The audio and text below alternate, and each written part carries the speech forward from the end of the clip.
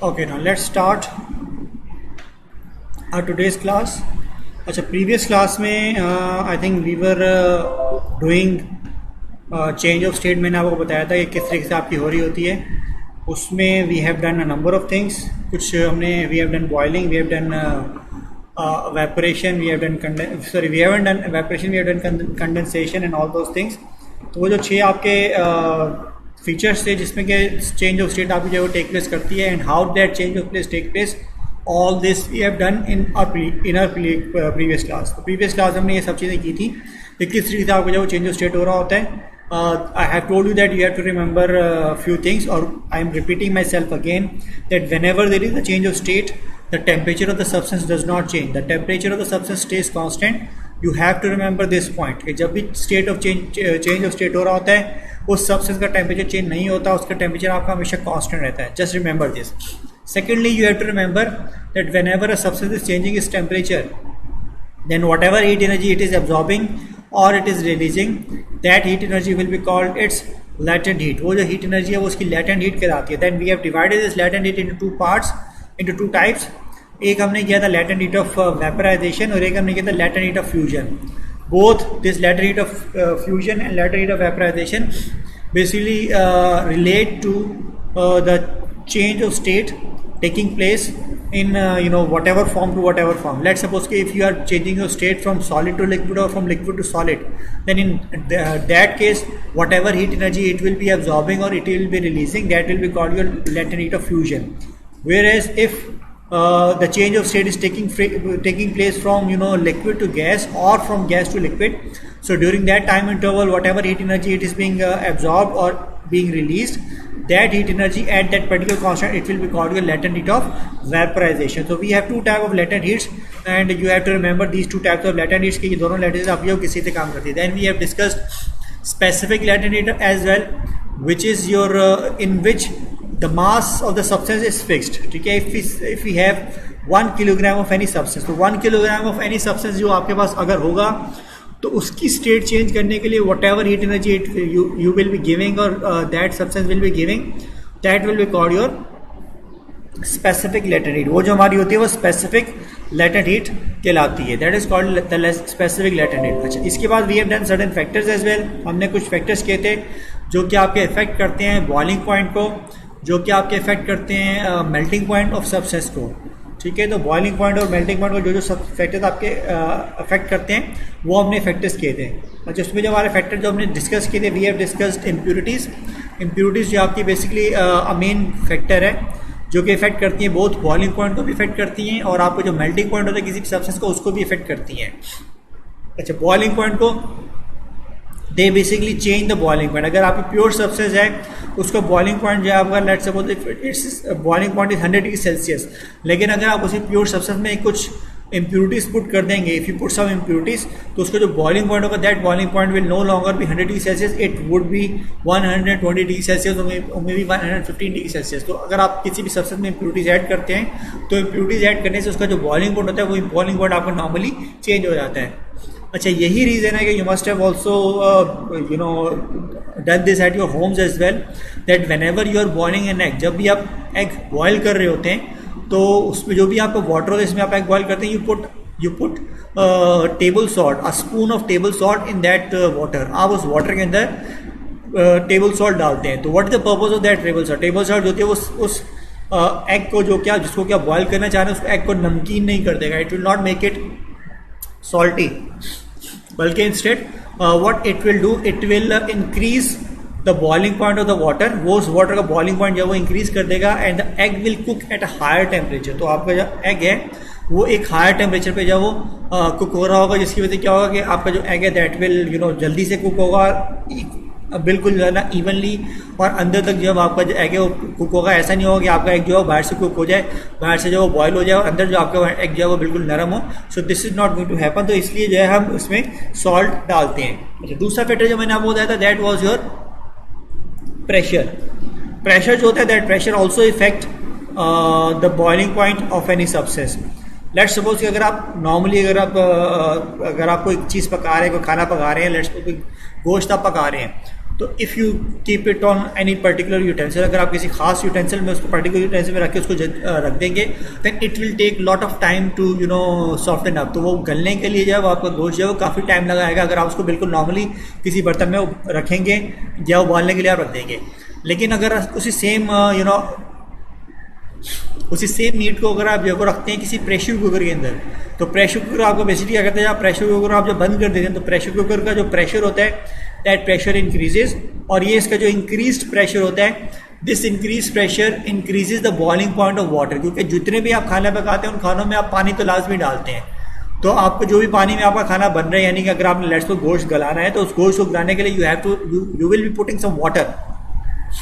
तो अगर आप उस वाटर डालने के बाद उसको जब प्रेशर कुकर कर देंगे तो उससे होगा क्या कि आपने उसमें इम्प्योरिटीज भी डाल दी, यानी आपने उसमें नमक मिर्ची भी डाल दी और आपने साथ उसको प्रेशर कुकर भी कर दिया। तो उससे होगा ये कि जो भी आपका वाटर था उसका जो बॉइलिंग पॉइंट होता है that boiling point will increase a lot, उसका जो बॉइलिंग पॉइंट है वो बहुत ज़्यादा बढ़ जाएगा।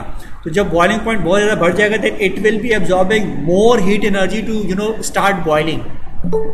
सो when it will be absorbing more heat energy, so when it will be boiling more, it will be absorbing more energy, then it will be transferring more heat energy to the meat, जिसकी वजह से आपको जो meet है वो जल्दी से और जो है वो अच्छे से जो है मतलब कि कुक हो जाएगा। तो this is the factors that affect the boiling and the affect the melting point of a subset. तो ये आपके दो फैक्टर मैंने आपको ये बता दिए। एक फैक्टर मैंने आपको बताया था जिसमें कि वी हैव आइस, ठीक है, जिसको कि आप नॉर्मली हम एक नाम देते हैं जिसको हम कहते हैं कूलिंग मिक्सचर, या you can call it freezing mixture. Freezing mixture क्या होता है? Freezing mixture is a mixture of ice, freezing of mixture is a mixture of crushed ice and salt. आप क्रश आइस और सॉल्ट को जब mix कर देते हैं आप उसमें उसका जो लिक्विड, उसका जो भी आपका मिक्सचर बनता है that mixture is called your freezing mixture. उसका जो टेम्परेचर होता है that temperature is below 0 degree Celsius. उसका टेम्परेचर जो है वो 0 डिग्री सेल्सियस से कम होता है, जिसकी वजह से that can easily freeze any object. तो ये फ्रीजिंग मिक्सचर हमारा कहलाता है which is the mixture of salt plus ice. Similarly I have told you this thing as well कि अगर आपके जो नॉर्मली जो हिली एरियाज होते हैं जो कि जिनका टेम्परेचर बहुत ज़्यादा कम होता है, उन एरियाज के अंदर जो रोड्स होते हैं उन रोड्स के ऊपर हम ड्यूरिंग द डे हम उसके ऊपर क्या कहते हैं सॉल्ट को जो है वो स्प्रिंकल कर देते हैं या कोई और ऐसी इम्प्योरिटी स्प्रिंकल कर देते हैं that does not allow the dew that will fall on night to freeze. तो जो ड्यू आपकी नाइट में फॉल करेगी उस रोड के ऊपर उसको फ्रीज नहीं होने देगी, क्योंकि अगर आपकी वो फ्रीज हो जाएगी ड्यू, तो ड्यू जो आपकी फ्रीज होगी it will form a very thin transparent layer of slippery ice. Normal जो आपकी बर्फबारी हो रही होती है उसमें जो आपकी आइस होती है वो थोड़ी वाइट होती है, that is white in colour, और वो आपकी जो इतनी स्लिपरी नहीं होती है और वो आपको नॉर्मली नजर भी आ रही होती है and you can easily remove that ice. लेकिन जो आइस जो है वो आपकी मतलब कि फॉर्म होती है in winters when because of the freezing of due, तो वो आपकी जो आइस होती है वो बिल्कुल ट्रांसपेरेंट होती है, यानी कि यू कांट इवन सी कि आपका जो वो रोड है या आइस है। तो वो जो आपकी होती है ice that is very slippery, तो that can cause lot of accident. तो नॉर्मली तो ड्यूरिंग विंटर्स में हम यही करते हैं कि जो भी हमारे रोड्स होते हैं रोड्स के ऊपर हम जो है वो यूजुअली सॉल्ट या कोई भी हमारी ऐसी कोई सब्सटेंस है उस सब्सटेंस को जो है उसके ऊपर स्प्रिंकल कर देते हैं। और जब हम उस सब्सटेंस को जो है स्प्रिंकल करते हैं अपने जब हम उस सब्सटेंस को स्प्रिंकल करते हैं देन व्हाट हैपेंस, इससे होता ही है कि जो भी हमारी बर्फ होती है आइस होती है वो फ्रीज नहीं करती है and we will be safe from any particular accident. Okay, the topic that we will be discussing in today's class and may be in the next class that will be your evaporation.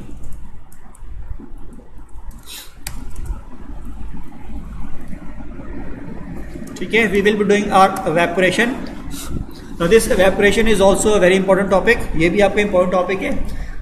You should know the definition of evaporation. Evaporation की आपको definition पता होनी चाहिए and the factors on which evaporation depends.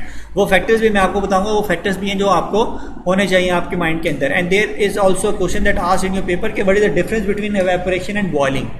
Boiling में और evaporation में क्या difference है वो भी हम डिस्कस करेंगे. तो वो डिफरेंसेस जो आपके होते हैं दो differences are also asked in your examination. So let's start. What is evaporation? Evaporation is same as boiling, लेकिन फिर भी ये boiling होती नहीं है. Evaporation क्या होती है? Evaporation is the conversion of state from liquid to gas at any temperature. ठीक है. if you want to convert your state of a liquid to gas state, तो वो जो आपकी लिक्विड से गैस में अपनी स्टेट चेंज कर रहा होता है किसी भी टेम्परेचर पे, तो that is called your evaporation. वो आपकी प्रोसेस एवेपोरेशन कहलाती है। वेयरएज बॉइलिंग क्या होती है?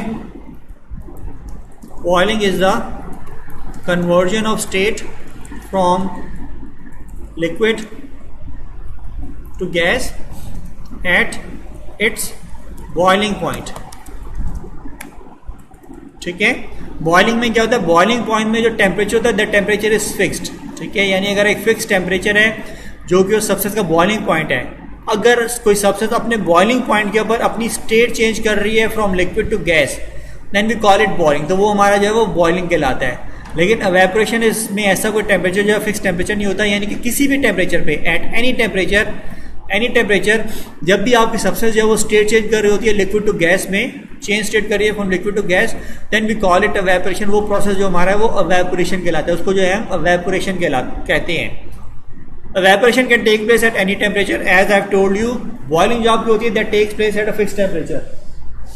बॉइलिंग जो आपकी होती है वो एक फिक्स टेम्परेचर पे जो है वो हो रही होती है, और वो फिक्स टेम्परेचर जो उसके वो आपका वो फिक्स टेम्परेचर आपको बॉइलिंग पॉइंट कहलाता है। अच्छा, इसमें you can say that boiling is a fast way of evaporation। boiling जो आपके है वो evaporation की एक fast way है, यानी अगर आप किसी सबसे को boil करना स्टार्ट कर देते हैं तो उससे होता है कि आपका जो evaporation होता है वो बढ़ जाता है। यानी कि you can say कि एक फैक्टर जिस पे आपका evaporation डिपेंड करता है वो फैक्टर आपका टेम्परेचर है। टेम्परेचर ज्यादा होगा तो evaporation आपका ज्यादा होगा, टेम्परेचर कम होगा तो evaporation आपका कम होगा। तो evaporation जो आपका होता है दैट इज अ फैक्टर जिसपे कि आपका डिपेंड कर रहा है, जिसपे कि आपका मतलब कि टेम्परेचर आपका फैक्टर जिसपे कि आपका वेपोरेशन जो है वो डिपेंड कर रहा होता है। तो वेपोरेशन आपकी क्या होती है? Change of state from liquid to gas at any particular temperature, किसी भी टेम्परेचर पे आपकी ये हो रही होती है। अच्छा, इसमें हो क्या होता है? अच्छा, यूजली जो आपकी वेपोरेशन होती है that take place at the surface. Vaporation takes place at the surface of the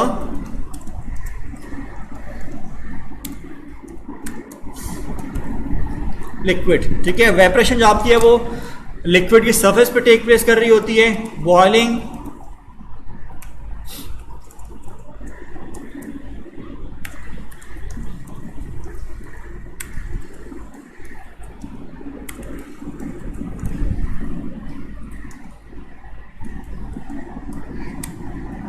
और जो बॉइलिंग आपकी होती है that take place throughout the liquid. ठीक है, वेपोरेशन जो है that is taking place at the surface only, whereas boiling is taking place throughout the liquid. Boiling आपकी जो है वो थ्रू आउट द लिक्विड हो रही होती है। अच्छा, what is happening during evaporation? So during evaporation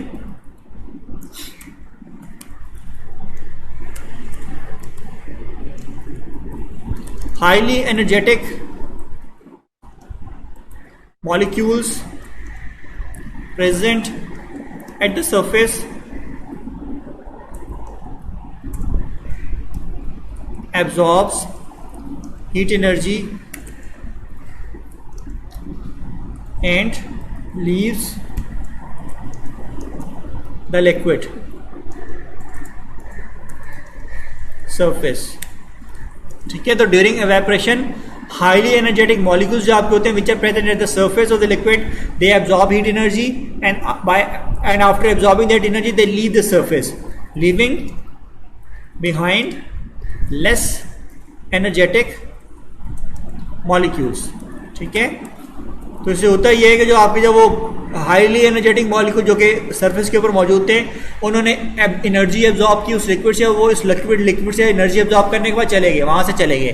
तो जब आपके वो लिक्विड से एनर्जी एब्जॉर्ब करके चले गए आपके, तो वो होगा कि पीछे आपके जो मॉलिक्यूल रह जाएंगे they will be having laser energy, उनके पास जो एनर्जी होगी वो कम एनर्जी होगी। अब उनके पास जब कम एनर्जी होगी then what will happen? The remaining liquid will cool down. ठीक है, आपको जो रिमेनिंग लिक्विड रह गया होगा वो लिक्विड जो आपको वो ठंडा हो जाएगा। ठीक है, तो this is what is happening during evaporation. During evaporation जो भी आपके लिक्विड मॉलिक्यूल्स हैं they absorb heat energy and by absorbing heat energy they leave the surface, वो सरफेस को छोड़ देते हैं and when they leave the surface they leave behind lesser energetic molecule जो कि आपके जो होते हैं they basically produces cooling effect, और वो जो भी आप जिस सर्फेस के ऊपर वो आपके होते हैं उस सर्फेस के ऊपर जो है वो दे प्रोड्यूस कूलिंग। अच्छा, ये जो आपका फिनोमेना है कि they produce cooling, this phenomena can easily be observed during your daily life as well. Daily life में अगर आप लेट सपोज अगर आपके पास अगर आप अपनी स्किन के ऊपर कोई परफ्यूम जो है उसको मतलब ये छिड़कते हैं या आप बॉडीज पे लगाते हैं अपने स्किन के ऊपर, देन व्हाट इज हैपनिंग, जो भी आपके लिक्विड होते हैं जो कि आपकी स्किन के ऊपर फॉल करता है उस बॉडी स्प्रे का, when that liquid evaporates, वो जब वो लिक्विड आपका evaporate करते हैं then what will it do, it will take heat energy from your body, वो आपकी बॉडी से वो हीट एनर्जी लेके चला जाएगा। तो जिस जगह आपने परफ्यूम या बॉडी स्प्रे लगाया होगा वो जगह जो आपकी you will feel that surface to be a bit cooler, वो सर्फेस आपकी वो नॉर्मली आपको ठंडी फील होगी, तो वो जो आपकी ठंडी फील होगी that is because of evaporation of perfume from that surface. Similarly अगर आप लेट्स सपोज ड्यूरिंग स्विमिंग कर रहे हैं और स्विमिंग के बाद आप जब पानी से बाहर आते हैं, when you come out of the liquid, जब आप जो है वो पानी से बाहर आते हैं तो फिर व्हाट हैपन, यूजुअली आप पूरे के पूरे जो है वो सर से लेकर पाँव तक आप गीले होते हैं, यानी कि you have water molecules which are present on your body. So when these water molecules which are present on your body, when these water vapors evaporate, then what will these water molecules do? These water molecules will take heat energy away from your body. They will take heat energy away from your body, leaving behind lesser energetic molecule. और ये आपको जो lesser energetic molecule आपकी body में होंगे, these lesser energetic molecule will cause your body to cool down and you will feel very cool. ठीक है, so that's it for today. My battery is going to be die very soon, so I think I'll be finishing this class. If you have any question, you can ask me right now quickly.